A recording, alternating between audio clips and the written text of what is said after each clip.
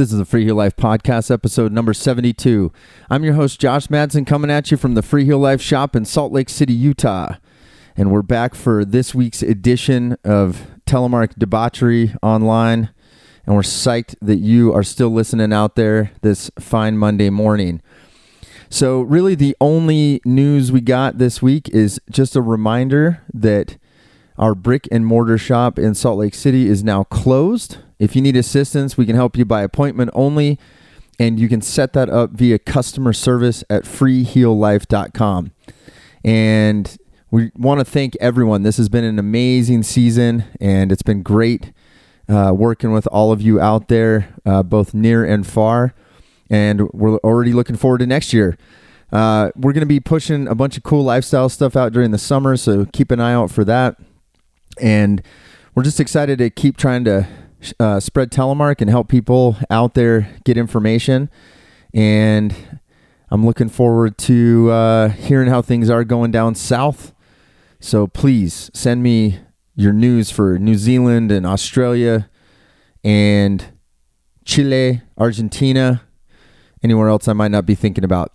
I'd love to hear what you guys have going on. If you have the ability to ski this upcoming winter down there in the Southern Hemisphere, that would be awesome. So today I'm joined by my good friends, Craig Dostie and Taylor Johnson, and we're going to break down the 2020-21 Telemark season with all the bindings. What we all liked, disliked, things that surprised us, and where we think Telemark bindings are headed in the future. So let's hop right into it, and I hope you enjoy the show. All right, welcome to the podcast, boys. Good to be here. It's great to be here in person. Yep. We're not on the phone. Nice change of pace. That's amazing. Dossie's in the house, and it's been good. He's been here the last week, and it's been a long week. We might fall on our face while we're talking, so if one of us goes quiet for a little while, we've been skiing really hard, and It's been an absolutely epic week. So we packed up the doors for the regular shop hours here in Salt Lake City, but it did not mean that we had a week off. No, and even though it was really fun work, like the first day, my legs were worked. It took 2 days to recover from that first day. Well, I've been skiing with 19 and 21-year-old kids all winter that want to ski from 9:15 a.m. to 4:30 p.m. So I'm kind of trained up. I'm feeling pretty good, to be honest, with the late season legs. Yeah, well, I wasn't. Is this where I lie and say that I'm totally up to par? Or? Well, yeah. Josh bro. likes to say that he can come off the couch and pretty much ski circles around anybody. So He did today. I saw him do some circles. You did on those leather boots. I did a circle in the air. Right, overhead circle. That was pretty. Yeah, it was a circle. Yeah. So yeah, technically it was good. But we went on a sweet morning tour this morning up one of the favorite local spots, Grizzly Gulch, up by Alta. It was relatively calm today. That area gets a lot of traffic, but it was basically no one was there. Us and 8 of our closest friends. yeah, and it was very unusual because there were 8 turn-earning Telemark skiers. 8. We were kind of concerned that if a bomb dropped, it would wipe out 50% of the Telemark population in the world. Because Telemark's dead.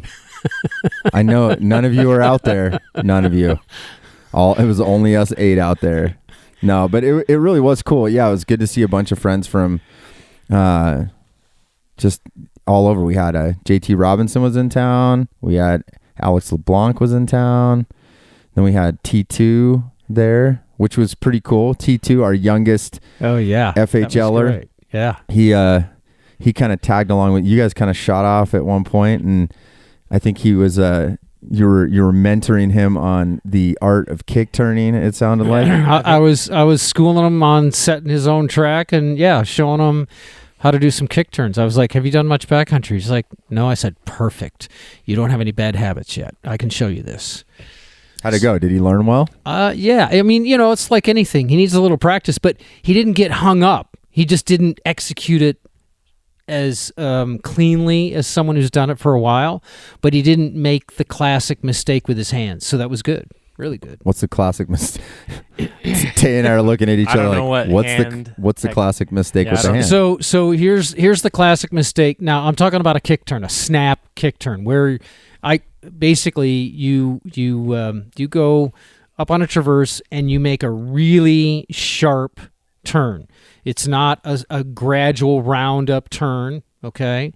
And it's not a downhill kick turn, which is very sharp, but then you got to turn away from the slope and to do your kick turn. It's not an uphill kick turn, and this is what most people know how to do. Most people are pretty proficient at doing an uphill kick turn, and that's what became the dominant kick turn when we had 75 millimeter cable bindings and no free pivots, because you couldn't do a snap kick turn because your toe wouldn't pivot. So what you would do is you go to the end of your traverse and then you flip one ski over, which becomes the new downhill ski. The uphill becomes the new downhill. And then you would just lift your old downhill ski up and around until it was going in the new direction. But if you're on a steep slope, you can't lift up and around. Or if you're trenching and therefore what's in front of you is not only deep and high, but it's also steep. So you can't lift around. It's not feasible. But if you got a free pivot, then you can, before you bring your second foot around, your second ski around, which was your downhill ski, now is going to be your uphill. As you lift it, what you do is you snap the tail of that ski down with your heel, brings the tip up. As the tip comes up, you just pivot your foot into the new direction. That's a snap kick turn. But to do that, your hands with their poles have to be in completely different positions than they are for an uphill kick turn. And so what happens is people get really proficient with the uphill kick turn. They get used to putting their poles and hands kind of behind them, actually, to support themselves. And you can't snap that ski. You can't maneuver. The pole gets in the way. The pole gets in the way. So you have to completely change where your hands go and the poles go. And that's what people who've been doing the uphill kick turn for years, they can't break that habit. It's wired into their head, and they're like, what do you mean? It's like, move your hands over here. Why would I? So your legs can do what they need to do. But T2 didn't have that bad habit. So I've never thought that much about my own personal kick turns, to be honest. Well, you know what? I didn't either until I started showing people, and I saw what they kept doing. Their hands got in the way. Their poles got in the way. And so that's when I realized, okay, I have to teach them about their hands. They're like, what about my legs? Start with your hands. If your hands are doing the right thing, then your legs can do the right thing. Yeah, I think that's really fun for me to, we were skinning and chatting with everybody else in the group and saw you guys kind of just wander over to the side, and I was like, oh, he's going to show them a couple kick turns right here. And I think that's cool that, the first couple times you go in the backcountry, to be with someone that can be a mentor, even just the simplest things. I think obvious stuff of, hey, look at this terrain. That's a bad place to stand. That's a bad place to stop to make a transition. Look at what the sun is doing to the snow today. And that's on the top of my mind because it was certainly a spring tour today. But to have someone that has been out there and spent some time in the mountains just to give you a couple pointers. I think it was probably his third day with skins on his feet this year. Yeah. Ever. Not just this year, but ever. I didn't realize I guess he's pretty green then, totally. I didn't realize that. The one thing I was saying, when you went off, I was talking to our friend Travi B, and I was saying the same thing. I was like, man, it's really cool to see him off. We got the youngest and the oldest.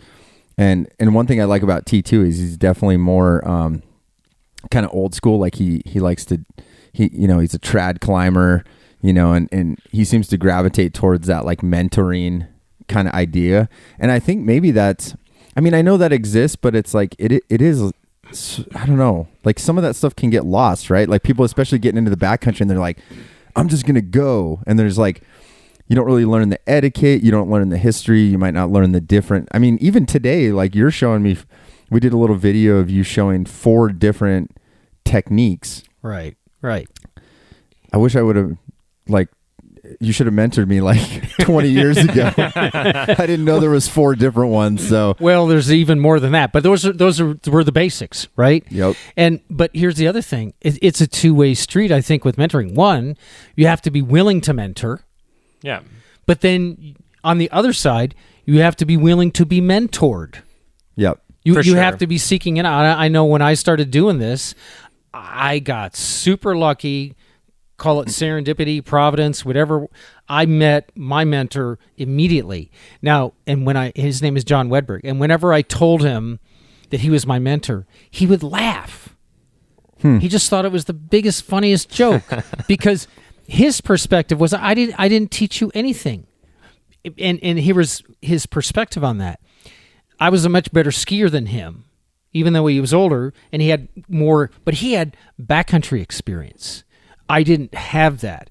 And he had also other experience that I didn't necessarily even see, but my spirit, my gut could detect it. Okay. And so part of why he laughed is because he never sat down and showed me how to do stuff. I knew the basics. Like when I hooked up with that group, they didn't care if you were a good skier. All they cared was you wouldn't slow them down in meeting the objective. Whatever that was. We're going to climb this peak and ski this line, or we're going to get to this ridge line and ski whatever it was, okay?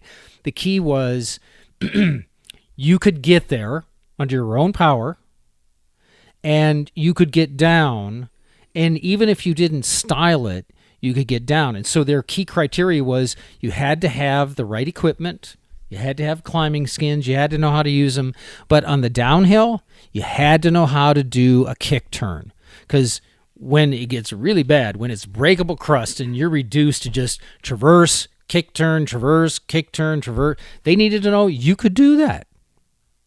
Yeah. No, that's cool.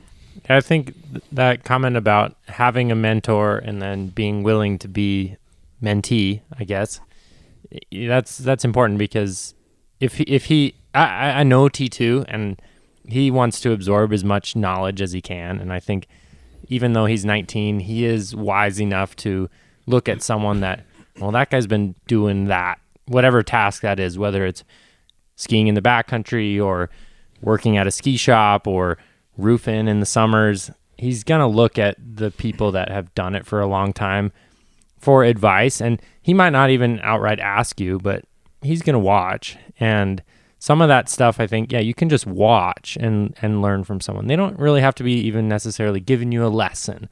You know, they don't have to stop and say, no, I would hey, agree. Look at this and watch this. If you just do it and do it efficiently, someone might absorb that. Like, I think, you know, for me, when I first started working at the shop here, and I was skiing up at Alta and starting to meet some of, you know, the Freeheel life friends and family that are outside of just, you know, the group at the shop here. It was like skiing at Alta with Tim Shepard and Carl Heath, and those guys, I was kind of just like, hey, what's up? Like, you guys are telly guys and you guys are shredding. Can I come skiing? And they just kind of said, yeah, keep up, pretty much. And it was definitely a challenge for me to keep up with those guys. I think, at least at the time, they were definitely much stronger Telemark skiers. I never got a lesson. Tim never said, wait your back foot like this or put your hands in this position, but it was just, I want to watch. How does this guy ski this line, and how does he ski it so fast and efficiently? Well, maybe I can try to look like him a little bit, because whatever he's doing seems to be working. And I think that's just maybe just a fun part of life, but definitely a fun part about telemark skiing, of I think that community aspect of, you know, you, Craig, and T2, it's like totally different timelines in life, probably different paths that he's going to go down someday, but he was willing to just watch and listen. Yeah, and like he held on, you know, that last pitch we skinned, that had not melted. So it was firm snow and we were traversing it. And so like we were not using the full surface area of the skin. We were using at most 10% of it. He was right there. no problem. Wasn't sketching out or anything. It was great. That's awesome. He'll always remember that too. I mean, that's what's so cool is like I think that's what's cool is like I think in my life, like the people that probably mentored me most, kind of like you were alluding to, are the people that aren't looking to be mentors. They're looking to help, like really just legitimately kind of help you out because they remembered it, you know? And yeah, sometimes the people that are like looking out to be like, I want to be your coach, I want to mentor you. Like those are the people that usually it's like, yeah, dude, you're just on a power trip. Like, yeah, okay, never mind. Yeah. Maybe if someone else told me that, I would listen. But since you told me that, debatable. Well, yeah. So good start to the day. Got some good corn skiing in and super fun time. So it's that time of year here. Hopefully, Southern Hemisphere people, you guys are starting to think about actually snow happening. So we kind of wanted to do a little debrief today about the season, the 2020-21 season in the Northern Hemisphere, and kind of talk a little bit about gear. Not really structured per se, but just kind of go over like what happened, what we saw, maybe what we're looking forward to. I thought you guys would be the perfect guys to do that. And one, because we're relaunching telemarkskier.com with Craig, and Tay's running the shop. So we always have fun talks. So we're just going to kind of let her rip. But I was curious with you guys, like, excuse me. I don't know, Craig, what,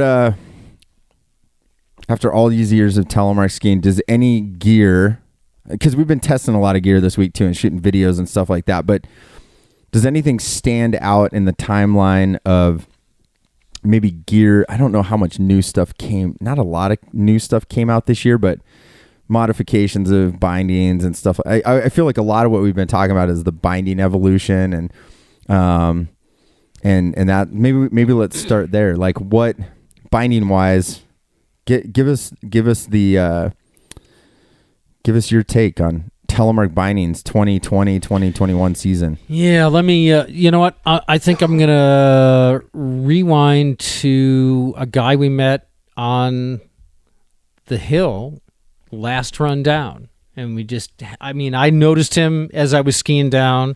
I happened to be on the dullest pair of skis I'd been on all week.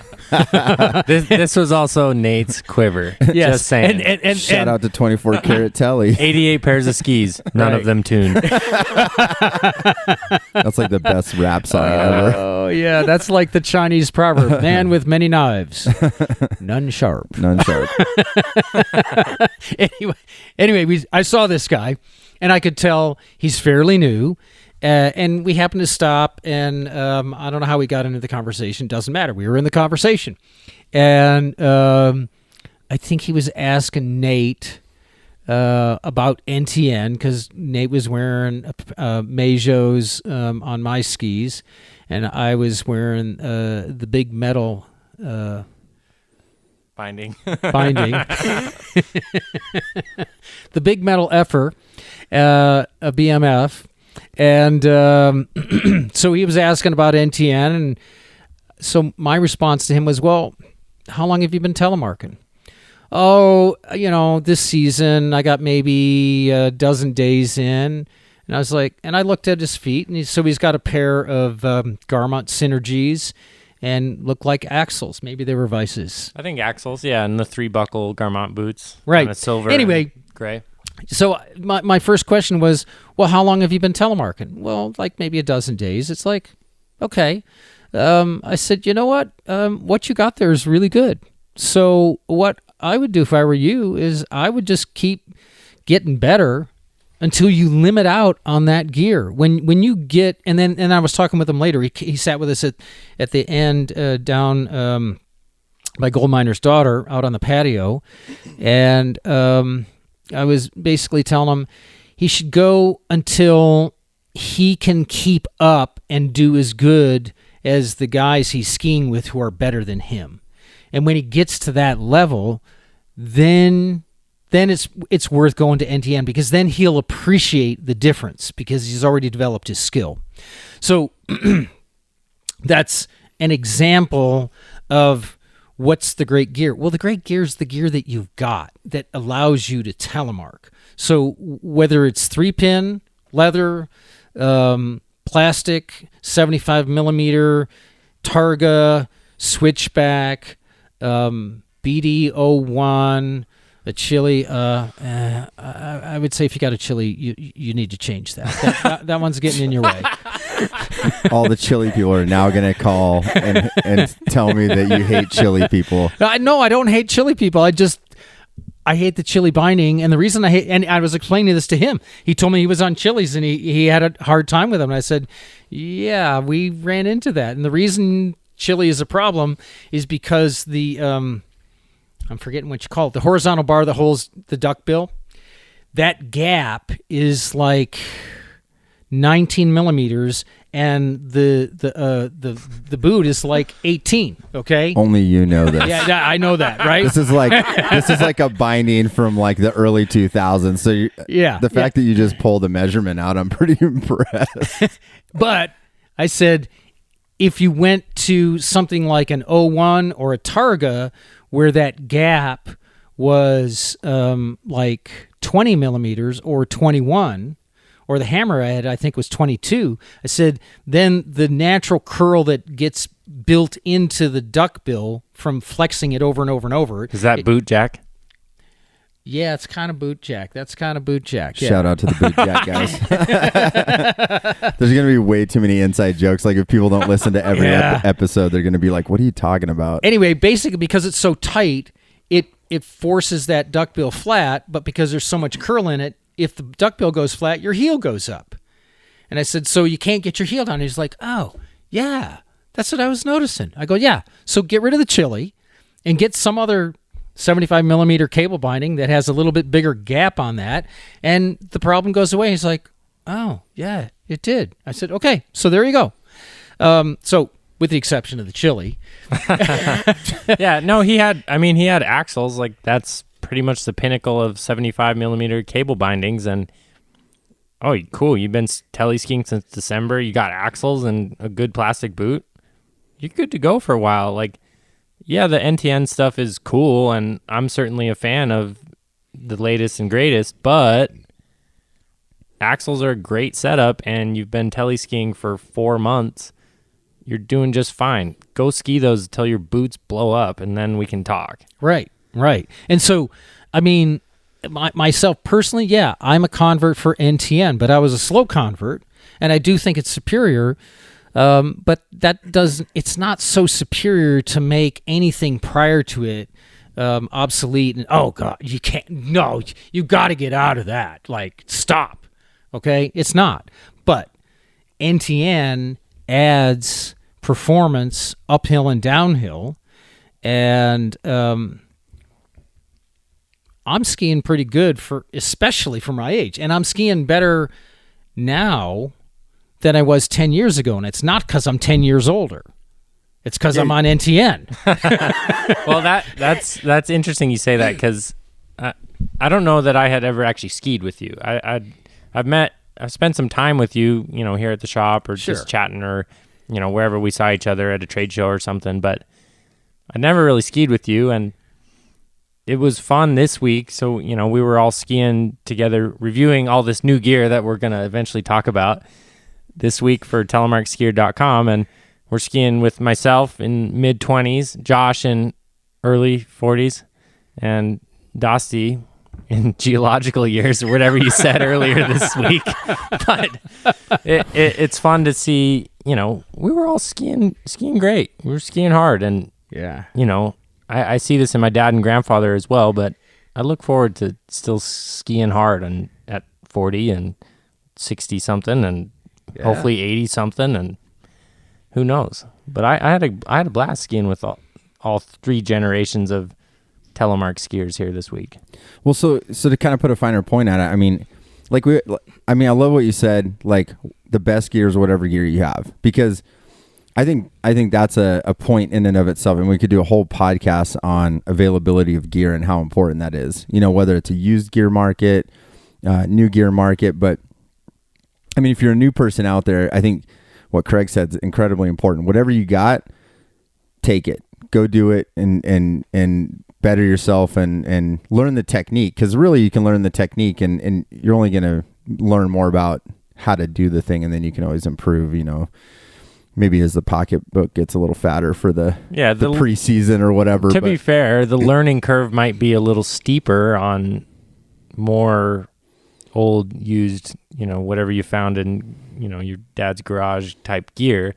But if you learn on something harder and you get proficient, when you get on something newer with more control, you're going to feel like a telly god. And you're going to be like, oh my God, I can do whatever I want on these skis. Yeah. Yeah. And, and learning on all these, here's the other thing, learning on different types. And you do it here in the shop. Okay. You have an initiation day where everyone goes out on leather boots, and that really gives everyone here a much greater appreciation for whatever it is someone's coming in with. And so T2 may be talking to a customer, and he may be on the latest, greatest NTN gear, but he has experience on leather. He has experience on 75 millimeter. He has experience with cable binding. So if some guy comes in and he goes, well, so where are you at? Because that's one of the key things when someone's looking to replace a boot, get into the sport, upgrade, whatever it is, okay, where are you coming from? What are you doing? Oh, okay, I know where you're at. I know what you're experiencing. Okay? For sure. And then the next question is, so what do you want to do? I mean, do you just want to replace what you have? Do you want to step it up? Do you want to add something to your repertoire? Yeah, I mean, in the leather thing, to me, the way you're framing it too is, I think, how I've always looked at it. It's if you're someone who grew up in one place and you never travel, like the United States is a great example of this, is if you only grow up in one place, and maybe that's the only chance you grow up somewhere and you don't travel and you don't have money to travel. And I totally understand that. But even going to the next town over, or taking a road trip a couple hours, and just like, I know that was like, I remember being 16 and getting my driver's license, and that was like the best thing. Is like, you go to like some small town and you go in the gas station. And that was always my favorite thing to do when I was traveling. First I bought an atlas. This is like pre-GPS or whatever. Yeah, before you carried the maps on your phone. Yeah, that's a map for those of you that don't know. Also, shout out to T2 who drove across the country with a map. I know. I can't wait to do a podcast with him because he's got a cool story. But the point I'm trying to make is you gain perspective when you learn about other people, or, I think the leather thing is, it's like time traveling. This stuff didn't exist, but like you said, it sort of gives you an appreciation. It gives you perspective to then be able to share with other people. And, it's almost kind of an empathetic way. Like, you step into leather, or you go ski a G3 Targa or a 01, you're gaining perspective about somebody else's experience. And I think that 100% has been the success of us in our shop is, people come in and leather is the best place to start, because if you have any pretentious attitude about how good of a Telemark skier you are, it will humble you fast. Yeah, 100%. Like, all of a sudden you're back to zero. Yeah. So anything you thought you were really good at, all of a sudden you're back to zero. And then each one of those subsequent bindings that came out, boots, combos, whatever, I think it really gives perspective, and that's great. So, okay, so now I'm curious, Craig, your vote for your favorite binding of the season. And why?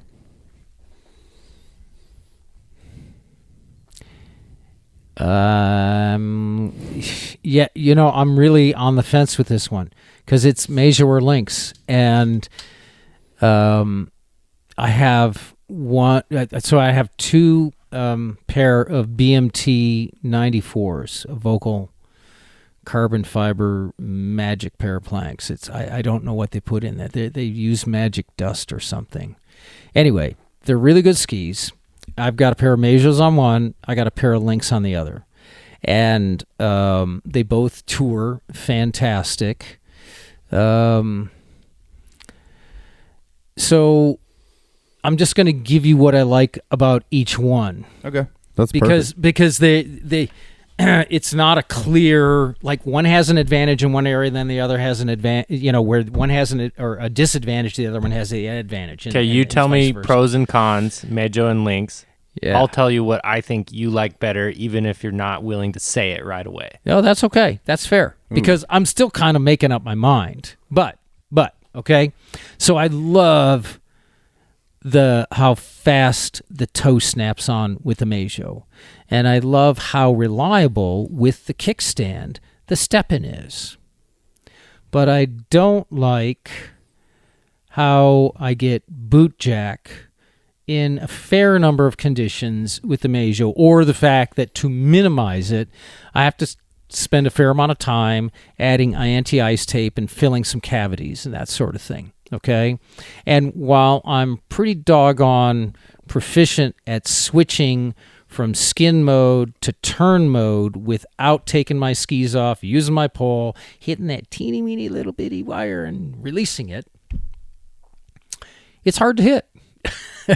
Really is. So, and the other thing that I like about Mejo is it's a really fast engagement, but it is a soft or medium flex engagement that gets progressively stronger as I lift my heel. Okay. Lynx. What I like about Lynx is I have never experienced boot jack going downhill with it. I know it has occurred, but I've never experienced it. When you're saying boot jack, you're generally referring to snow buildup under the boot and the binding, or the cavity of the binding. Underneath the base of the binding, which pushes my boot up and my heel up, and I can't get my heel down. And I'm only distinguishing because boot jack to some people is in 75 millimeter boots, like what we would call boot rocker. Boot rocker, yes. Yeah, which is sometimes called boot jack. Okay, continue. Yeah. Sorry. So I've never experienced that with the Lynx. Stepping in on the toe, it's not as snappy fast as the Mejo, but it's no slouch. It's definitely superior to any Dynafit binding I've ever used, and if it's less than an ion, it's not much less. So I like getting in at the toe with the Lynx, and so all of my, no, not all, most of my issues with the Lynx have to do with the claw, and to some extent with the leaf spring and the compression spring. So the claw gets its tension from the compression springs underneath, and when they're new, when you step into that binding, it works every time. But as you use it, you compress the binding through your Telemark turns, the compression springs underneath take a set, and that tension goes away. So you have to add spacers to get the tension so that it will reliably latch on to your duck butt. So that to me, that's annoying. Okay, but it's a fairly easy fix, but it's annoying. The other thing is that claw, when you put it in tour mode, it's recessed, it's down, and snow can pack underneath the duck butt as you're going uphill. And in the right conditions, generally sticky snow, you can pack enough snow underneath that what it does is it pushes the claw back, because the recessed claw acts as a dam, and the snow packs in there and keeps packing, and pretty soon it pushes the claw back enough that it disconnects from the cam that holds it down, and it flips up and grabs your duck butt while you're touring. So you go from free pivot to tele mode, and it's annoying. It'd be nice if the snow could just escape. And I've made some modifications to mine, and I think it's going to minimize that occurring. See what else. And now this doesn't bother me so much, but I've heard it from a lot of people. I'm in a soft Lynx, and with version 2, they increased the thickness of the main composite plate that the claw is attached to, which acts as a leaf spring.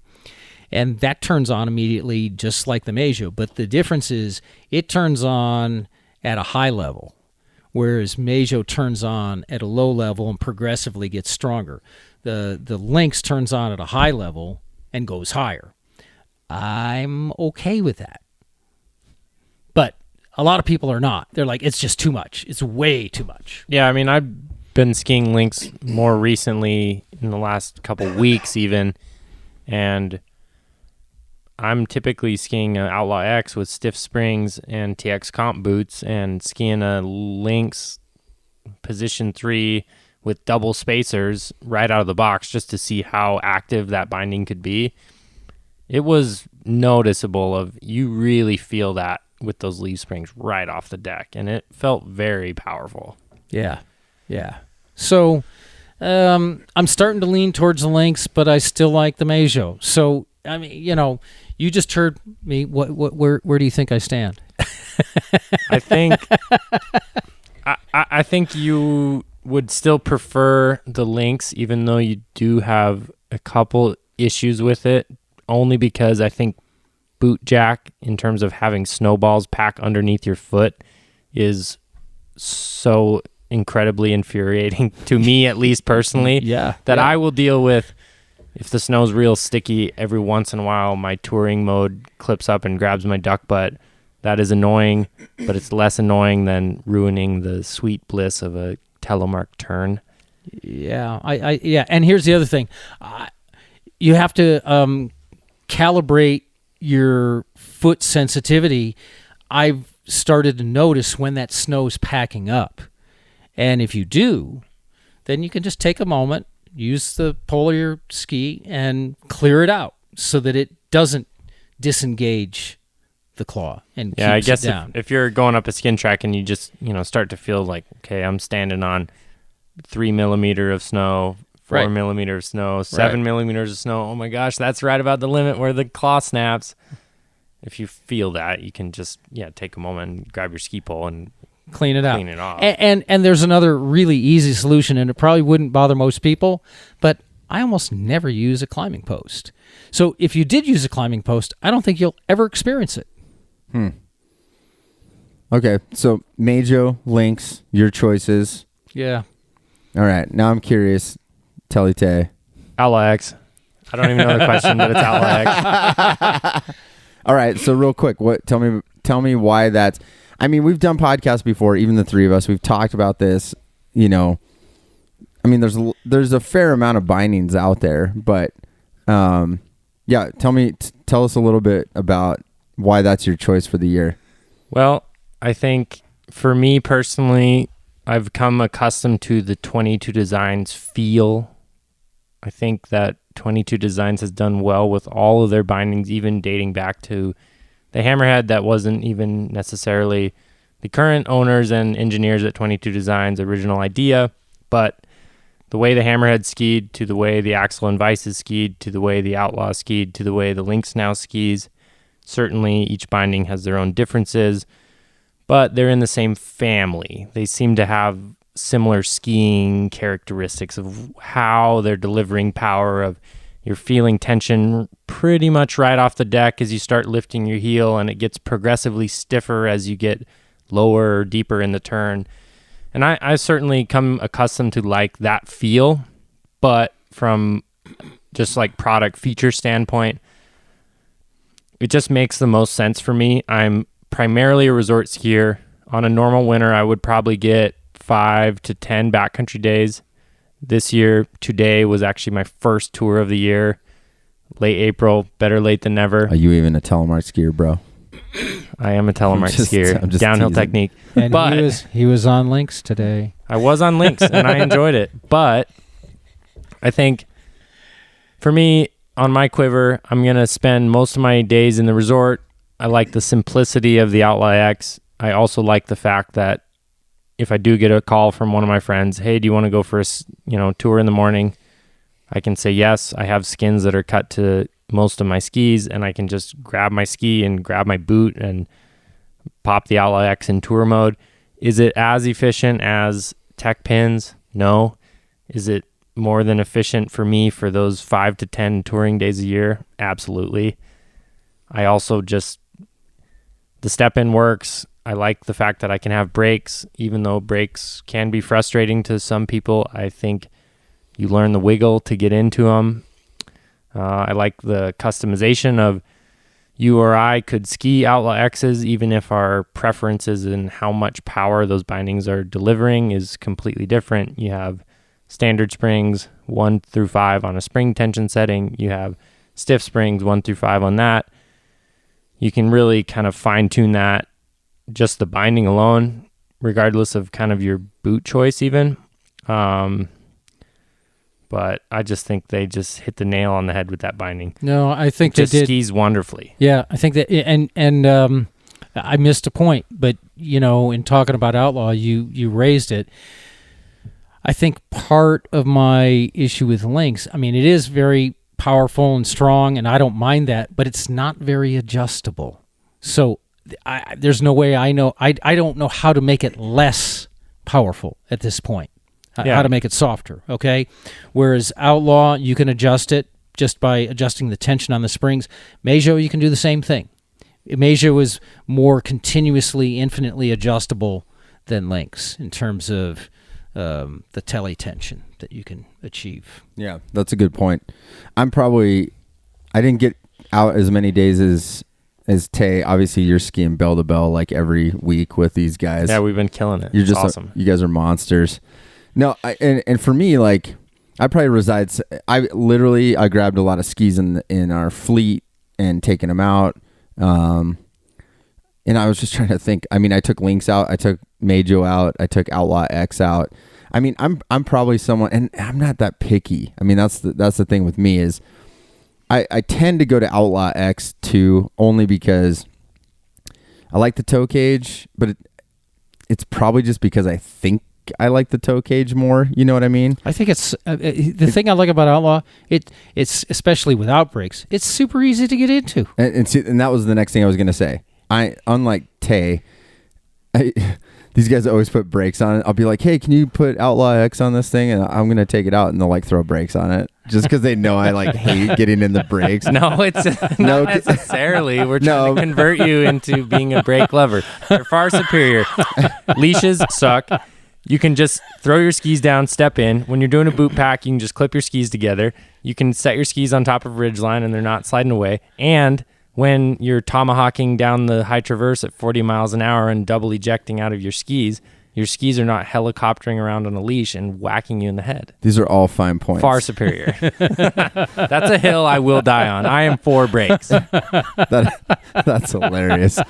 But they all, and I mean, so, I mean, obviously we're all kind of in the same boat. Like Meijo, I think, has amazing features. Like we were talking about this earlier today. Like Pierre's done a good job of separating release from the tension of the springs. There's like an infinite. I mean, there's like 30 different options or something with spring tensions.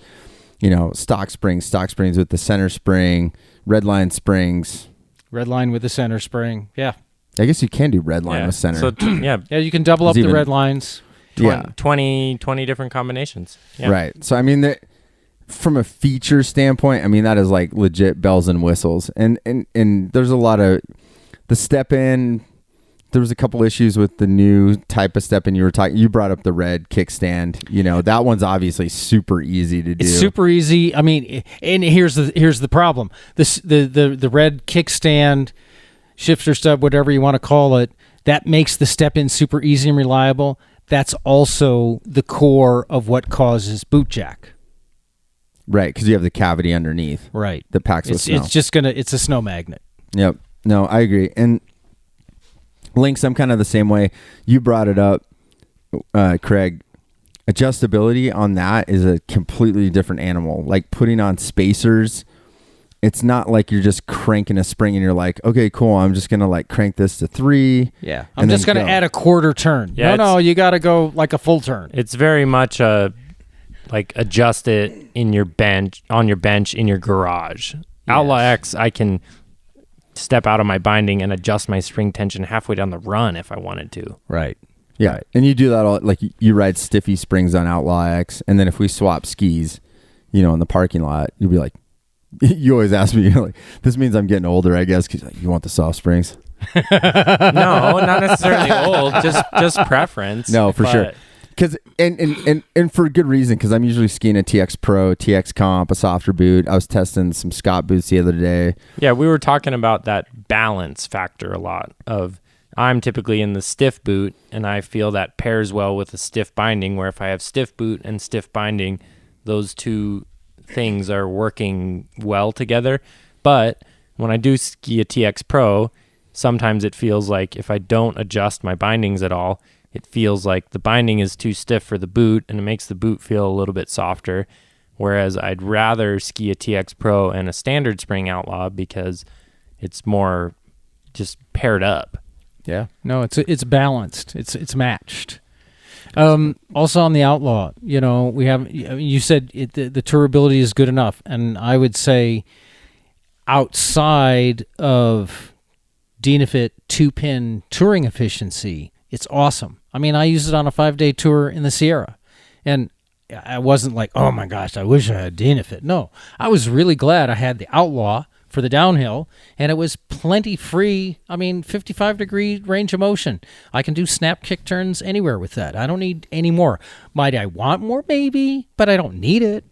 Yeah, I think maybe on a really long day, you're probably going to notice weight eventually. Like, yeah, on that tour, 10... I wasn't noticing the weight of the binding. I was noticing the weight of the pack.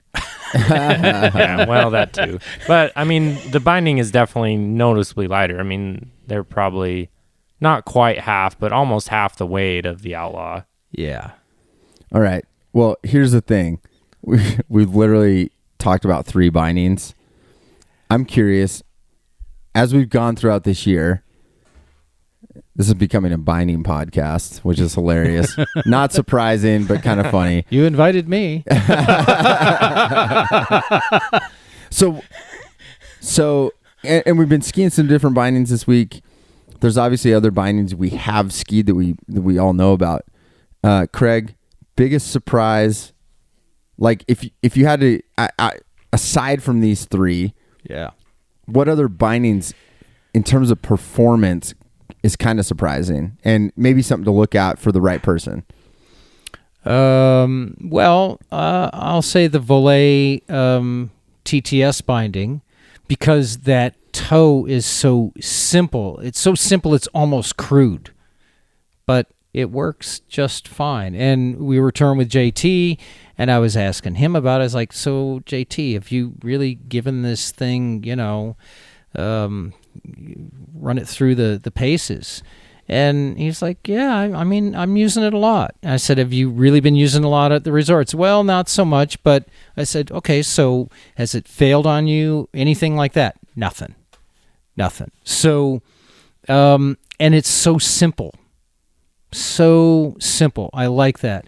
But the real surprise for me, honestly, was the Bishop BMF, because, first impressions leave lasting impressions. And so my first impression of the BMF was that it was really excessively active and being a real heel connection. I'm not totally sure how to describe the real heel difference accurately, but I'll give it a shot here. When you get connected at the real heel, there's a tendency, or it's possible, to just lever your heel up and be driving all that tension through your toe. Now, with technique, you can shift that so you're driving the pressure through the ball of your foot, but that you have to actively do that as the skier. And so my first impression of BMF 3 or 4 years ago was there was nothing I could do to get pressure through the ball of my foot. It was all going to my toe. And so Dave Bombard's made some adjustments to the springs, and what I skied throughout this week was a much smoother response than I remember, and I was able to drive pressure through the ball of my foot. And so that was kind of a surprise. Didn't expect that. You got any feelings on that? Or something else that maybe surprised you, like you got on this year and you were like, all right. And it can be any norm, 75 NTN. Well, okay. When you throw that question there, I'm going to answer one with BMF and then with the other norm. But BMF, to be very upfront with people, I was actually skiing for Dave Bombard as a Bishop athlete when the BMF was first released. And I skied it for an entire season and didn't run into too many issues. I thought it skied fine and I learned to like it, and it's very powerful binding, very laterally rigid with that big metal knuckle that goes all the way back to the real heel. But I hadn't skied the BMF a lot in years since no longer skiing on Bishop's team, and I was just skiing on what I wanted, which happened to be Outlaw X's the last couple years. But we were skiing also on the Bishop Gonzo ski, which is kind of a funny ski, to be honest. Like, it's basically a twin tip park ski, but it was fun. Like, you could certainly still lay it on edge. Like, it's a 90 millimeter underfoot ski. You could get it on edge and you could carve it.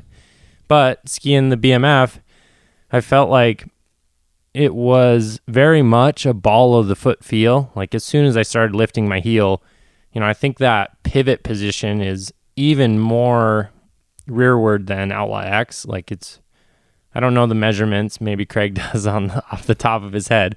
But that relationship of toe of the boot to where the binding is actually pivoting is very far back on the BMF. And I felt that ball of the foot, ball of the foot, ball of the foot. And as I got my heel up to maybe 45 degrees, it just felt like I rolled up onto my toe in that last little bit of the turn. And I'm not necessarily a low skier. I do not self-identify as a low smoker, as my dad and I call them. All you need is skiers out there. But it was like when I got into some moguls to try and test these skis, like, we're trying to run them through the ringer of ski some groomers, ski some hard pack. If we can, try and find some soft snow, try and ski some bumps, try and ski some crud. And when I got into the bumps, it was like I noticed I got into my telemark position, and then as I was ready to transition to the next turn, it was like one more little push down into the ground to kind of initiate that jump turn. And I felt like I was just rolling up onto my toe just a little more than what I was expecting, because I felt like I had so much solid ball of the foot pressure that whole time up until that last moment of just a little more pressure into the ski to initiate that jump turn into the next mogul. And kind of threw me off a little bit, because I've gotten so used to the Outlaw X where I feel like it's delivering power. You mostly feel it right off the deck. Maybe there's a hair of a dead spot, and then you feel that tension kind of ramp up, and it gets stiffer as you get deeper in that turn. So when I'm skiing like bumps on an Outlaw X, I get into that turn, and if I'm pressuring that ski harder to initiate a jump turn into that next mogul, it's like I'm pushing harder against the binding in the ski, but the binding is then getting stiffer as I'm pushing it harder. And so it was a little surprising to me. I don't know if that was even the original question of maybe it was surprising or wowing to me, but that was my impression on the BMF. Like, it skied good. It was just delivered power a little differently than my everyday setup. Yeah, no, that's a good point. And I'll just add, like, that was kind of the binding I kind of, especially the last couple of days, because we've been skiing some BMFs, and I mean, I've said it on the podcast before, my only beef with the Bishop, like, I don't like the big, like, it's so large on the ski. I like the slickness of Majo, Lynx, Outlaw X. I just feel like that it's just less material. There's less under my foot. Everything just seems a little bit tighter. But I will say, like, that binding ski's fine. Yeah, it ski's good. It ski's good. How you're explaining it, that makes sense to me too. Like, it doesn't, there does, at least, and I feel like I haven't played around with the spring configurations on it. Yeah, so we like, kind of just hopped on the Gonzos and whatever the skis were set up when we got them, we just went and skied them. Yeah, and so, like, yeah, truth be told, like I need to probably dig deeper. Like I know how to adjust springs much faster on the fly, with Outlaw X and Majo and Lynx, obviously, before going out. But yeah, I feel like there's a little bit to get to know with that, but I know what you're saying. Like there's like really good preload, and then it's like maybe like the preload wasn't all there, at least on that particular pair we were doing. So we might have to do some more testing on that. But yeah, good binding. It's for a resort binding, it's fine. Yeah, the step in was easy. Step in was easy. Yeah. That little safe, like I think it's a combination of the positioning of where the plastic tab that's gonna sit against the Vibram on your sole. I think that's maybe positioned slightly further back, or at least the angle is slightly different than Outlaw X. So I would say the brake is easier than Outlaw X. And it's further back. So you can really push it down. Yeah, you can get your toe into the toe cage and then step down versus Outlaw. Sometimes you're kind of fighting to get the brake is kind of in the way of getting that toe into the toe cage. But that kind of 2-stage step in they have with that safety lock, that extra plastic piece on the heel lever, like I would say like half the time you just stepped in and it flipped up automatically, and the other half you just had to take a ski pole and just clip that in. But I will second or third the motion. Like by far the easiest true step in, and I think you're right, it's the brake because it's further back. Yeah. So there's me saying why I don't like the Outlaw brake, but and also easiest to get out of in terms of it's fully. I mean, it's been a long time since I kicked out of an alpine binding, but I can totally do that like cross foot.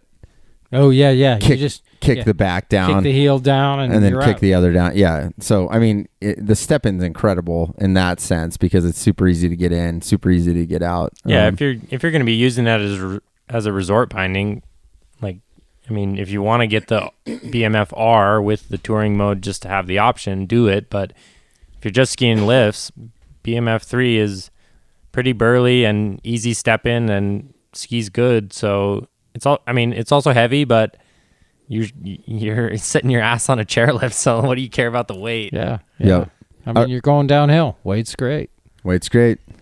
Okay. Now, I want to see what you're going to bring out. 5 minutes later, the other norm. I also skied a 75 millimeter 22 Designs Vice and a fresh pair of Scarpa T1s that I picked up this year. I saw gold stiffy springs on there. I did have the Vices set up in the most powerful position 3, ball of the foot pressure, stiff gold springs, and T1s. And honestly, like it was fun. Definitely within half a run, my quote to our friend Elliot was, NTN is better, no doubt. But I said that with the intent of, I'm talking about downhill performance of edge control and just power over the ski. Immediately in half a run, I noticed this is a very powerful binding. I mean, it's basically as powerful of a 75 millimeter binding as you can get. But I noticed the twist of the cables immediately. Like I just wasn't quite as connected to the edges. And this is also on a pair of skis I'm very familiar with. It's a old Freeheel Life Switchblade. I honestly probably have like 200 days on that pair with Outlaw X and with Vices and Lynxes at some point. I have inserts on them for the 22 Designs pattern so I can swap between some stuff. And that edge control was immediately noticeable. It wasn't necessarily a bad thing. If I never had skied Outlaw X and experienced that edge control of NTN, I would have said, yeah, this is a rip-in telly setup. I can go fast. I can ski hard. But I am very much an advocate and enjoy the NTN power and edge control. But it was fun to ski it this afternoon because I was skiing Lynx in the morning and then skiing Vices in the afternoon. Again, within the same 22 Designs family, but 75 millimeter does not have the same edge control. And if you're looking for downhill performance and connection to the ski, not saying you can't have a fun day on 75 millimeter. I had a blast this afternoon, but from a ski performance standpoint, it just doesn't cut it the same way. No, I think that's good feedback. And I think I'm glad we started with the idea of like whatever you have is great. And then this is like fully performance. Like you're talking like, hey, this is what's going to give you, X. And yeah, I mean, if you look at, I know Josh has talked to, a couple Telemark World Cup racers on the podcast here. And if you look at that is high performance telemark skiing. They are looking for maximum edge control and maximum pressure to that ski so that they can ski fast. I mean, that's literally the point of racing. They're all on NTN. Well, that's a good point. I never even thought about that. They're all on NTN. And even if you're not racing, so throughout this week, off the Collins lift at Alta, the predominant conditions for most of the descent back to the lift were hard, firm, super polished, icy, refrozen. Yeah. Okay. It was not what Alta is known for. Powder. Okay. In fact, there was precious little of it, but that's because we haven't had much fresh snow. There was some on, was it Tuesday? Yeah, we were all hanging at the shop and let the rest of the boys go out early, and they said it was pow on ice, but and we didn't believe them. But then today, I found some. It was like, well, wait a minute, there is still some fresh here. Okay, so they did experience it. It wasn't super deep, but man, it was refreshing compared to the oh my gosh, I mean, edge is going to hold on this. So yeah, well, okay, so one more comment on 75 millimeter. Yeah, go for it. Those boots that suck to walk in. with the duck just bill? Walking back to the parking lot, I was like, man, I've really gotten accustomed to walking in NTN boots because I skied 75 millimeter from age 8 to age 21 and didn't know any better. And then just threw on the T1s in the parking lot, and I was like, I got a lot of boot to deal with here. I feel like we need like an après ski boot review. Like how easy is it to walk to the patio, to walk to the bar afterwards? How long can you last?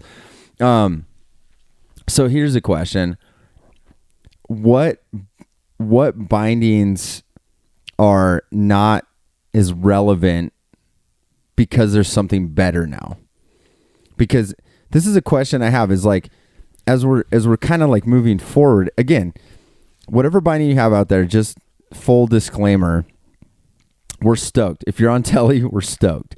But this is merely, I kind of wanted to throw this out there because as people evolve ideas and innovate on ideas, I think certain bindings, and I'm not trying to lead you guys too much, but I'm curious, because it seems as though some bindings are becoming more obsolete because truly somebody innovated on these ideas and now they're sort of not there anymore.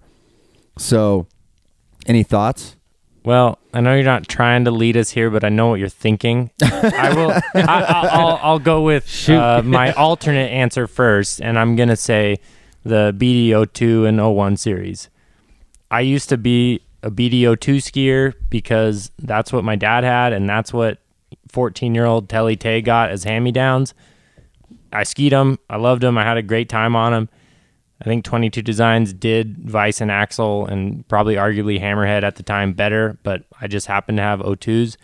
I think the cartridge design on those, the fact that we have to basically duct tape them together once we get them adjusted to our sole length, because the cartridges just spin.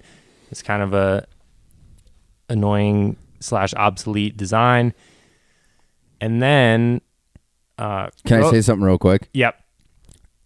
I think that's a great point, because that's kind of, I hadn't thought about that one, but that's a perfect thing is 01, 02, just to kind of point out the good features of what Black Diamond did with the 01 and the 02 is 02 resort binding, 01 touring binding. But you had 3 cartridge options. You had free flex, mid stiff, and rid stiff. So again, customizable, easy to use, but you could get stiffer. And I think, like what you just alluded to, 22 Designs they innovated on that idea, underfoot cable routing. Yep. But you've got stock springs, stiffy springs, but then you have the ability to change the pivot point. So like you said earlier in the podcast, and I'm of the same mindset, the axle and the vise to me also seem like the pinnacle of 75 millimeter. In terms of customization, if you're going to hop on a pair of axle or vise, you can change your pivot point. So if you're a low smoker, you can go position 1, maybe even 2, and you can flex down, your knee closer to the ski. And you can get what you want out of the binding. Yeah, for sure. That's a good point. And it's not just a better product creates the obsolescence of something like BD01 or 02, but also the reality of where we're at right now is if you break something, you can walk into our shop and buy every single part of an axle or vise. If you break something on your 01s or 02s, good luck with that. Including screws. We might have some stuff, certainly people dump a dusty old box that's been sitting in their garage for 5 years that they're just like, well, I don't have these bindings anymore. Do you guys just want these? Sure. Then we can piece some people back together, but I can't just walk into the Black Diamond store here in Salt Lake, or I can't, as a retailer, place an order with Black Diamond to get replacement parts for those 01s or 2s. So those are, obsolete for 2 reasons. One, of probably design, and 2, just for the fact of you can't buy replacement parts. And then on the other norm spectrum, I think the Rotafella NTNs are becoming obsolete. Craig, thoughts on that? Freedom for sure. Why free? That's interesting. Why would you say freedom first? Well, because and so a little confession here. I'm sure those of you who own Freedom bought them because I recommended them. Freeheel Life confessional. Well, what year were you recommending these? 2012 when they came out. Yeah, and here's the thing. At the time, because Outlaw X had not appeared on the scene, TTS was still a dream in Mark Lingel's eyes. It was an improvement in the touring efficiency for NTN, and it was the only other option. It was the free ride or Freedom, and free ride gave you 29.5 degrees freedom and tourability, yep. And the Freedom gave you 50 degrees, and both of them had some resistance in that. Freedom had less, so it was a better touring binding, but it was not as laterally stiff as the Freedom, so the downhill advantage of NTN was not as apparent with the Freedom. Let's see. Also, back to this obsolescence thing.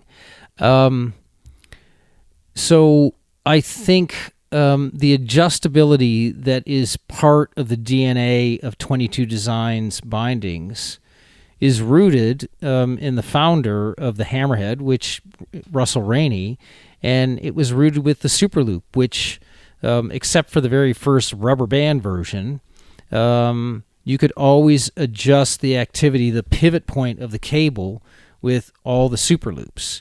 And then Russell just made it way more dramatic and easier with the Hammerhead. And so BD's 01 and 02 came out to compete with a Hammerhead, but they could only adjust the tension. And even with the tension, you can only adjust it a little bit, and so then you could change cartridge springs, but that's certainly not as fast as changing a pivot location with like a slick pin or moving the cable guides. Cable guides. Yeah, I think that's just a cool fact about the Superloop of that was a super innovative binding because really nobody else on the market does that. Right. 22, Rainy Designs morphed into 22 Designs, and they're the only ones that have adjustable pivot positions. I think G3 Enzo basically ripped off 22 Designs axle vices for a couple of years, but that project didn't last for them very long. Nah, they lasted one season. That's a good point. Like no other binding company that I can remember has ever had adjustable pivot. Well, Mark Lingdell did with TTS, that's but true. TTS because he recognized the importance and the value of that. Okay, but switchback. I mean, if you want a more active pivot location, X2, then you get the X2, but you can't just switch it. And if you get the X2, you can't detune it to a regular switchback without changing the binding. Yeah, you have to make that decision at the checkout purchase counter. Yeah. You have to know what you want. And just to let people know, like if you're kind of getting into tele or like you've never listened to any of the videos we've done about pivot point versus binding stiffness, basically the pivot point creates almost what some people perceive as stiffness, but really what it is it's where the cable starts to engage the ball of the foot. And stiffness of the spring is the actual spring itself is stiff or soft. But the combination of the two is really, I mean, that's what creates this customization. Like if you can do both things in one binding, which Rainey did in the Hammerhead and the Super Loop, a lot of people, I mean, look, I didn't even know. And I like to be the history buff. I think you pointed it out to me, the Super Loop 2 rubber band version. Yeah. I mean, that was like in the 90s. Like, I don't even think anybody I don't remember anything about that. No, that's so Russell did some great things with the Super Loop, but he made one catastrophic error. And so he took the standard 3-pin. The mounting point was kind of messed up. The mounting pattern of 3 holes for a 3-pin binding, and he added 2 more behind it to give it 5 to increase the surface area. But it really didn't increase the overall surface area of what was being mounted to the ski that much, and this was the critical flaw. He had the brilliant idea, and it was not a bad idea, to change the head of the screws to Torx. And his rationale on that was you can get a Torx driver in any auto parts shop. Where can you get a posi drive? You have to special order a posi drive. They're not in every Home Depot, right?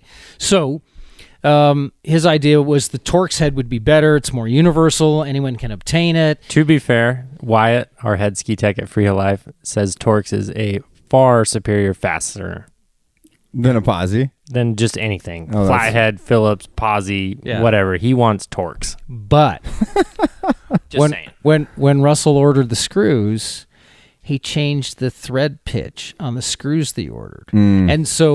And a lot of people are upgrading their 3-pin bindings to a Super Loop so they could use the 3 holes that they already had for the 3-pin and just add 2 more. But then they would put in these new screws that came with it, and because the thread pitch was different, it would ream out the holes and make the binding more likely to rip out of the ski, which it did. That's why we have you, Dostie. Only you would know that. That's also why we do not reuse old holes on customer skis. Yeah, no, that's for sure. We want a fresh mount. Fresh mount. Fresh wood. And Targa came in, and the main thing Targa did was they had a mounting pattern that was a larger surface area, the standard Targa 4-hole pattern now, and those bindings did not rip out of skis. And it skied almost identical to a Super Loop. And so people loved it. People still love it. And talk about a binding that has been superseded by many other options. We still love you. But love you. Look, if you're telemarking and it's a Targa, it's okay. You're telemarking. We love you. Well, so that was kind of that's a really good summation of where the bindings are at. I mean, there's we kind of touched on a couple others, but I mean, it seems like we're all kind of the same mindset. And like I always say with NTN, it's not NTN versus 75 millimeter. We're not trying to we're not trying to push people out that have 75 millimeter, but I think NTN, the objective here is to fasten our ski or our boot to the binding with the NTN platform. I really truly believe NTN at some point, we're just going to call it Telemark, because there was a point where we just called it a Telemark binding, and now we have 75 millimeter and NTN, and certain people are, I mean, you want to talk about little groups, it's like 75 millimeters never going to die, and NTN's the best. And it's like, look, if we can kind of there's not going to be, if someone came out with a 75 millimeter binding, I would be fascinated by that. Not because it doesn't work, but I think we're all trying to kind of get on the same platform. The NTN stuff from a performance standpoint, like Tay said, it's awesome. Obviously we've kind of gone through the best ones that we are kind of seeing out there right now. And in terms of performance, I was trying to find out, with Freedom, we didn't talk about Free Ride too much, but that's, the original NTN binding. I mean, look, do they work? Yes. Are there things that have innovated on top of that, like Outlaw X, Majo, Lynx? Yeah, it's there. It's just it's a better version of what once was. Well, the Switchback is a better version of the Targa. It skis almost identical. It uses cable rods instead of braided cable, which was designed kind of on the edge of what the cable is capable of putting up with. Okay, so a Targa, the cable, they're known to break. The cable rods of the Switchback, maybe super rarely, very, very rare, but it has almost identical performance and the ability to have a free pivot for touring without resistance when you're going uphill. That's like, so it like if you love a Targa, do yourself a favor, get a Switchback. Yeah. It's interesting just to have competition in the market. Like, I think it's fun to see the true essence of if, X company makes a binding and Y company makes a binding that has a better feature. If X company wants to survive in the market, they need to upgrade their product. So I think with the NTN stuff and Rotofella Free Ride and Freedom for, I guess, probably just shy, like 7 years, I think, between 2008 and 2015, when the original Outlaw, not the Outlaw X, came to market. Rotofella was the only ones that were developing bindings on the NTN platform. And that Outlaw X said 22 designs licensed with Rotofella technology. So they opened up their patent or figured out a licensing agreement or whatever business they had to do on the back end. But 22 designs upgraded on the original idea of that. And then Majo came out and Lynx came out, and we're getting these better products due to competition. I think Majo came out before Lynx. Well, 22 Designs was probably dreaming up this tech-toe binding, and then Pierre brought this Majo to market, and 22 Designs said, well, this guy's now competing with us in a space. We can make a product that, maybe 22 Designs thinks is better. Pierre probably thinks his binding's better. That's for the consumer to decide, but these features and options came to market that ultimately that's better for all of us. I guess I would wish there's even more companies developing NTN products or Telemark products, because they're going to push each other, and us as a consumer, me as just a skier, I'm going to end up with something that's better. Well, and a couple points on that. And the Majo was competition for TTS. Mm-hmm. Yeah. Oh, yeah, for sure. Okay. And TTS was competition for NTN because Scarpa decided to add tech inserts to their NTN boots. So that opened up the possibility. And when it first came out, we didn't even know if it would work, but it did. And then it worked. It didn't catch fire because it was Dynafit toes always take the consumer a little bit of time. Really? That there's not much there. That's enough? That works? Are you sure? I'm still semi-skeptical of tech toes, yet, about 12 hours earlier today, I was shredding on them, jumping and skiing like 50 miles an hour on a Lynx binding and doing kind of big airs, and didn't even think about it until I got to the bottom, and I was like, oh my God, I just was like sending on this tech-toe binding, but it worked. And I skied the binding in ski mode, meaning the toe was not locked out. If it was supposed to release, it probably would have. It's not like I locked it out so that there was no chance of it. I just let the binding do its thing, and it worked. As I'm saying this, and you guys saw the line I skied, I'm still a little skeptical, to be honest, but it obviously worked. Yeah. Well, and so, no, that I think that's great. Like, competition's important. We want to see things get better. I mean, I think we haven't ever said it. I know I've said this. Maybe I'll be the only one to say this, but I want to see Rotofella change and do something new, or sort of. They need to make a decision, because they're kind of sitting on this old thing, and there's better stuff now. And so as a consumer, if you're skiing that, all I'm saying is there's multiple bindings that are doing really great stuff that have been made in the last couple of years. Majo, Lynx, BMF, Outlaw X. I feel like there's features of those that potentially are better for the skier. It's hard for me to look at Freedom and Free Ride and sort of think, other than I'll mention one thing, the switch plate on the Free Ride, awesome feature. Awesome idea. The fact that you can buy one binding and multiple second ski kits, that's awesome. But other than that, I would love to see them come out with something new. That would be pretty cool. And and absolutely, I'm going to give props to Rotofella for developing the NTN system. And I think when that binding came out, I was a teenager or younger, maybe. It's been going on so long. I guess I was 14 years old when the NTN platform first came to market. And to be honest, I probably didn't even know what that was, or, I just wasn't in the know. I was a 14-year-old kid. I didn't know anything. But I think for them to have done that is very innovative. But then as competitors get into the space developing other products, they, as the originators of said NTN system, should be looking to compete with that. And I'll even add the, tidbit of, from a retail standpoint, we just don't sell a lot of Rotofella bindings.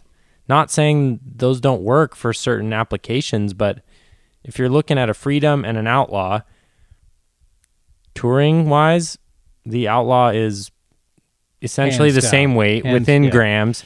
It tours better. It skis differently. I would argue skis better. It's also all metal. There's not like 8 different small pieces of plastic for a touring mechanism to work that then could get packed with snow, and then you stomp down to clip back into the ski mode and you break a plastic part. Those are the most common items that, Wyatt, our head tech, is fixing on those bindings.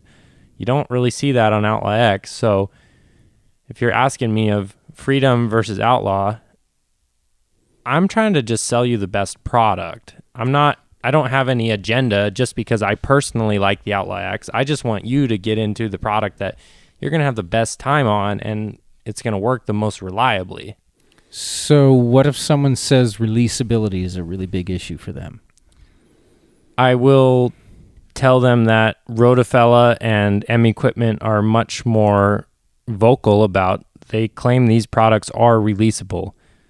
Rotofella free rides and freedoms, they have a liability waiver that you're supposed to sign that says, I weigh this much, I'm this type of skier, I'm this age, I'm supposed to set my spring tension to 4 on a green power tube setting, or whatever your setting might be. Right. And then, all this says is skiing is inherently dangerous, and although this product is designed to do this, if it doesn't, sorry.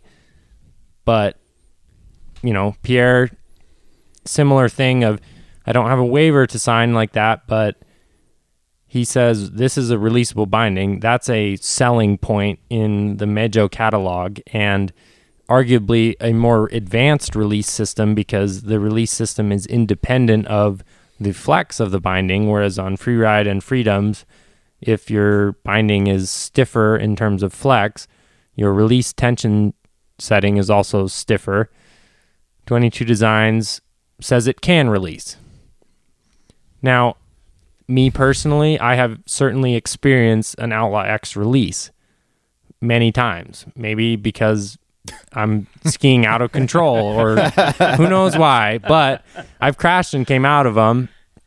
I think just in general, I feel more comfortable on an NTN setup where I think I have the chance of release versus on a cable binding.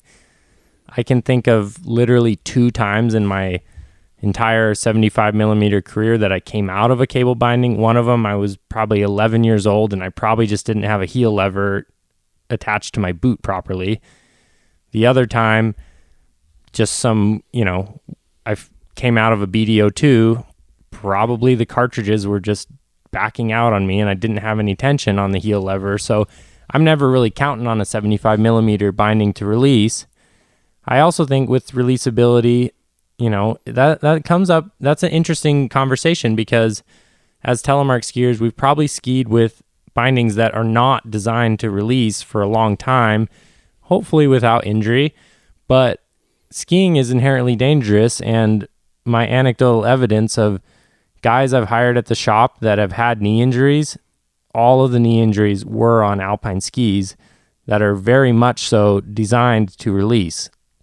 I don't know what my DIN setting would be because I haven't alpine skied since age 7, but if they're blowing up knees on bindings that are supposed to be releasable, I'm just going to say skiing is inherently dangerous and we're flying down the mountain on 2 planks of wood. It seems kind of dangerous. Yeah. Definitely the technical debrief on bindings. Yeah. Now let me add one other thing. So I didn't even get to my second. Yeah. So go for here's the thing. So this whole discussion here has been mostly about bindings, right? And we were talking with Susie Sutphin the other night on a podcast that I don't know if it's going to be before or after this one, but Susie was the person behind Telemark Skier magazine. She's the one that pushed me to start that publication. And we were talking about when her original idea to start a Telemark magazine came running back into her head at an SIA show. And I think it was the same SIA show where Mike Hatchup and I had a debate about what was more important for developing progress of Telemark.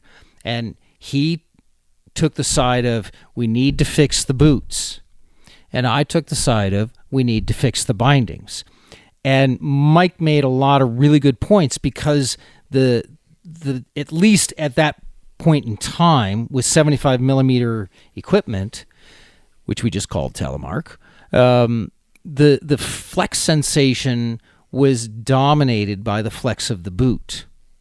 And cable bindings added attention to balance against to help, if you will, manifest that flex of that boot.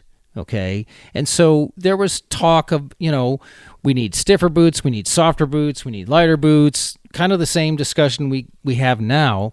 And Mike was like, we need to fix the boot. And I was like, well, I agree.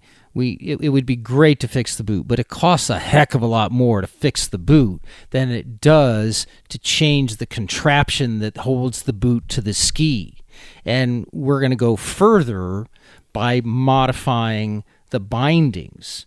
And history has shown that there's been a ton of binding innovation since 2003, but there's been almost no innovation in boots since then. In Telemark boots. I mean, we have come up with NTN, okay? And now with NTN, the flex of the boot is now a combination of the boot and the binding, whereas before it was predominantly the boot. And anyway, so this whole discussion has been about Telemark.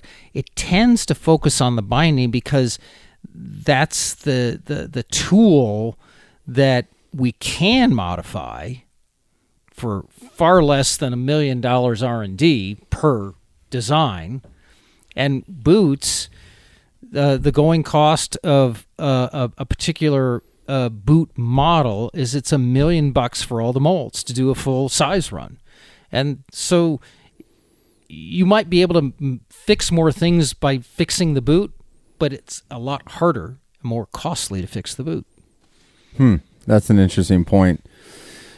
Whew.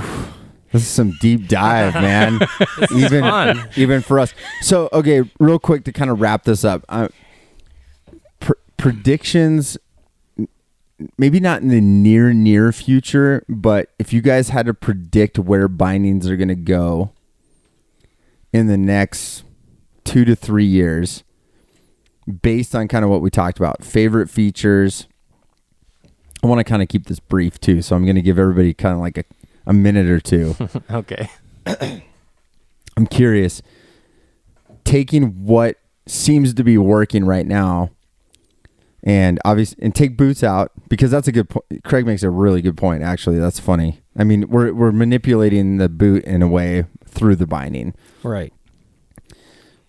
What features do you see? Like, let's imagine a binding that doesn't exist.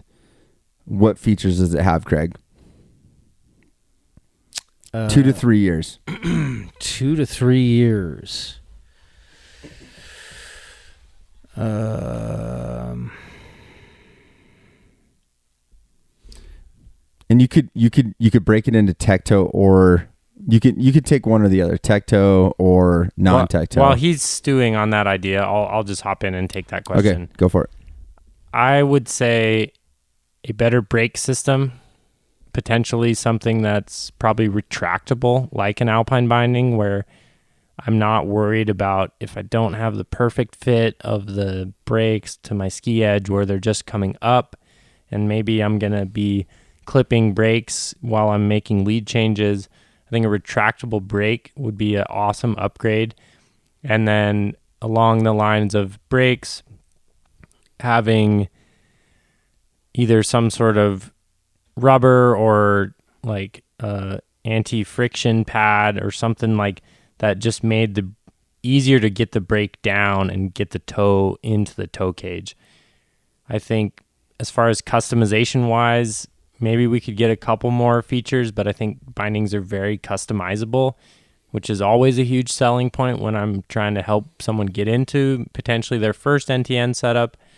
But from a functionality standpoint, I'm still looking at brakes, because as much as I said brakes on an Outlaw X are a hill I'm willing to die on, they're not perfect, and they could be better. Okay, that's a good one. I like that. Yeah, I'd agree with the brakes completely, and I think Lynx needs to become more adjustable, or there will be a competitor that arises that mimics. It'll be a tech Telemark binding, but it'll be more adjustable. But I think actually another thing that is needed, kind of like the brakes, is customization of where the claw grabs the boot, because there are inconsistencies between manufacturers on where the duck bill or the duck butt actually is relative to the front of the boot. And the bindings are designed for the boots to meet spec, but they don't always. And so when they don't, what do?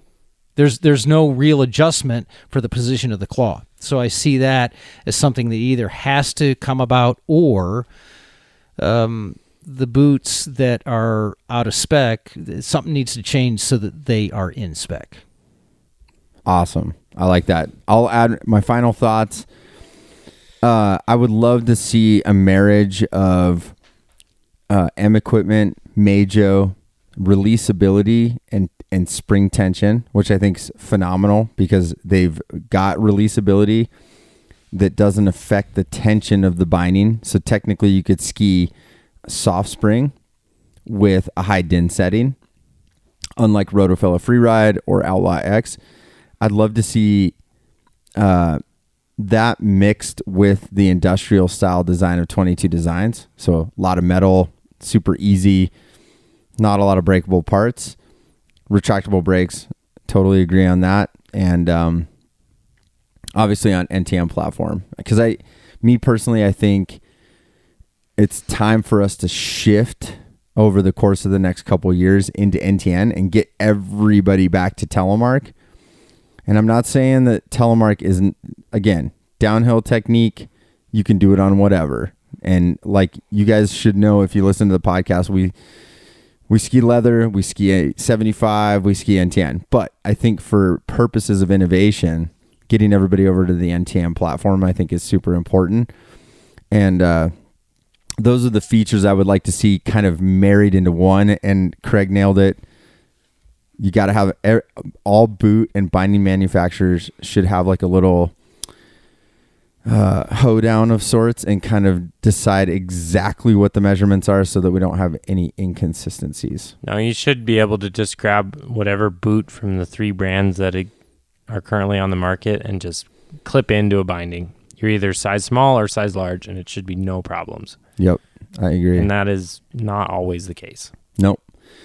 All right, boys, that was solid. That was fun. Yeah. That was a good debrief on bindings, and I of course started this thinking, oh yeah, we're gonna just talk about everything in gear relation. Well, I would say, so just to summarize, we were here this week, wrapped up the another awesome year at Freeheel Life. Thank you again for all the support this year. It means the world to us to feel the love and feel the high telly vibes I was feeling this year from all the people in our extended community.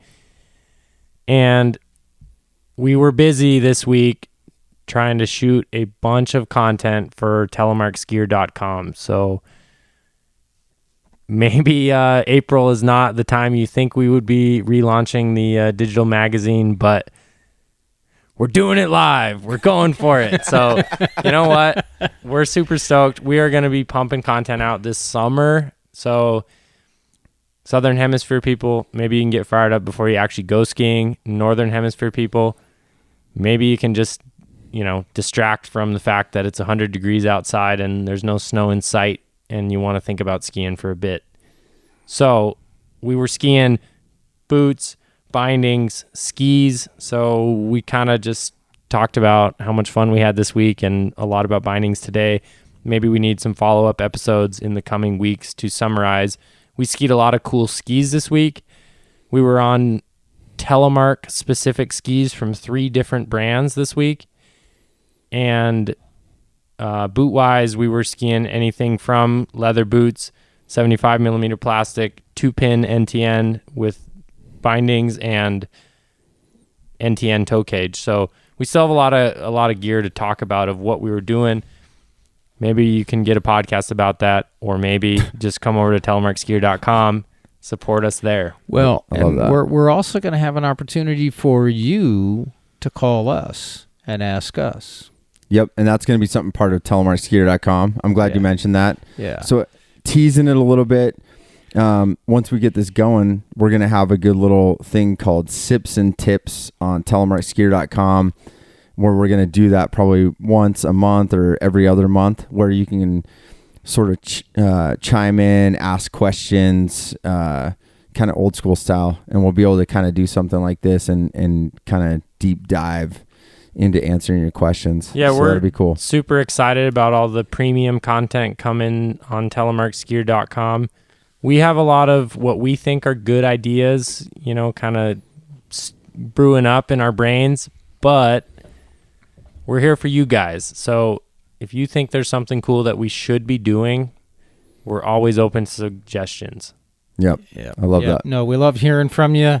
When Tay and I do these videos and you put in questions, that keeps us aligned with where you're at, because it's very easy for us. We're totally immersed in this and we get all caught up in the minutia, but the reality is you just need some practical things probably, and maybe you just need to bring us back to the basics. And sometimes we're like, well, we've talked about that. Yeah, okay, but maybe you didn't hear the answer, so ask the question again.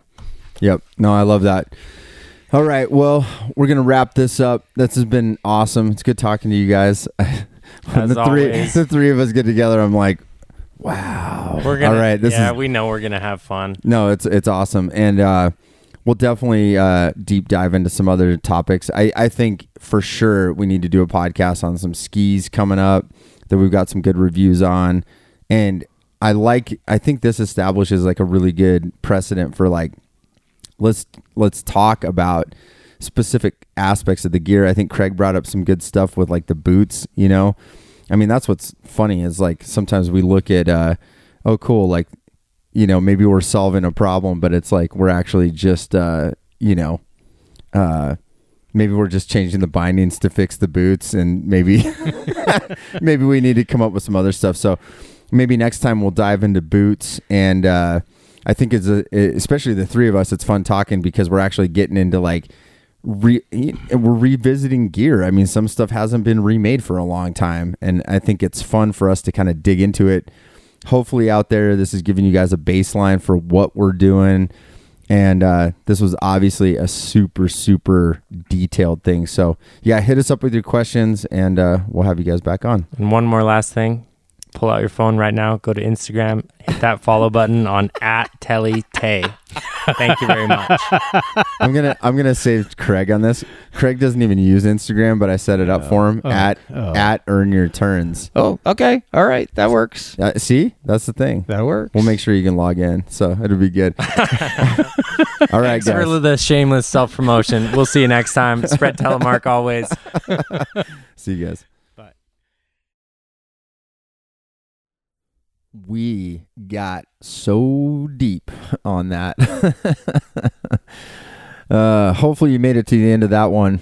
We kind of went off the deep end, and I think I kind of started that with the idea that we were going to talk about skis, boots, and bindings, but obviously bindings had more to talk about than I probably realized in the beginning. But I should know, when the three of us get together, things get interesting and deep.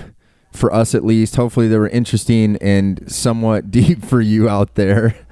But bindings are a great topic and always lots to talk about. And I know we were all psyched to have the opportunity to just kind of deep dive in it, get detailed, talk about stuff we haven't talked about in the past, and just go from there. So, as always, thank you for listening. You can sign up for the mailing list at the link in the notes. We would love to have you be part of that. You can support us by making a donation of your choice to paypal.me/freeheellife. Check out freeheellife.com. We've still got some items that are still on sale from the end of the season, and we would love to get you some stuff, and we're still shipping it out. I know I said the brick and mortar shop is closed, but we are still firing, and we would love to help you out. Check out articles and information on telemarkskier.com. And you can email me directly at podcast@freeheellife.com. Thanks as always for listening. Make sure to continue to be protectors of the turn with us. And until next week, spread Telemark always, my friends. See you later.